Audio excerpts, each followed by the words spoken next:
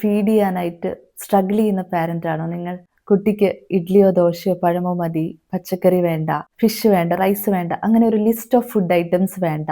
കുട്ടികൾ ഇങ്ങനെ highly സെലക്റ്റീവായി food കഴിക്കുന്നത് പലപ്പോഴും ഒരു ടേസ്റ്റ് പ്രോബ്ലം അല്ല, അവരുടെ അനാവശ്യമായ ഫിയറോ അല്ലെങ്കിൽ ഫെമിലിയറിറ്റി കുറവോ ഒക്കെ ആകാം.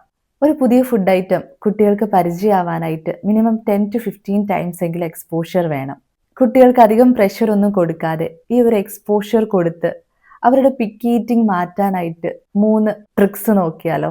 1. Feed the parent. പ്ലേറ്റിലുള്ള ഇഷ്ടമില്ലാത്ത ഫുഡ് ഐറ്റം തിരിച്ച് തനിക്ക് ഫീഡ് ചെയ്യാനായിട്ട് പാരന്റ്സിന് പറയാം. കുട്ടികൾ വാരി തരാനായിട്ട് ഫുഡ് കയ്യിലെടുക്കുമ്പോൾ അതിന്റെ ടെക്സ്ചർ എന്താണെന്ന് മനസ്സിലാകുന്നു, അതിന്റെ സ്മെൽ എന്താണെന്ന് മനസ്സിലാകുന്നു. അങ്ങനെ പതുക്കെ പതുക്കെ അതുമായിട്ട് ഫെമിലിയർ ആവുന്നു. 2.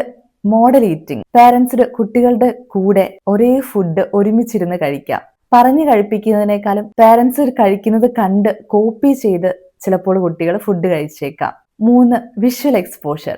താല്പര്യമുള്ള ഇഷ്ടമുള്ള ഫുഡ് ഐറ്റത്തിന്റെ കൂടെ പ്ലേറ്റിൽ അത്ര താല്പര്യമില്ലാത്ത ഫുഡ് ഐറ്റം കൂടെ വെച്ചു കൊടുക്കാം. ഫോർ എക്സാമ്പിൾ, കുട്ടിക്ക് മുട്ട ഇഷ്ടമല്ല എങ്കിൽ പ്ലേറ്റിൽ നിന്ന് പൂർണ്ണമായിട്ട് മുട്ട മാറ്റുകയല്ല ചെയ്യേണ്ടത്.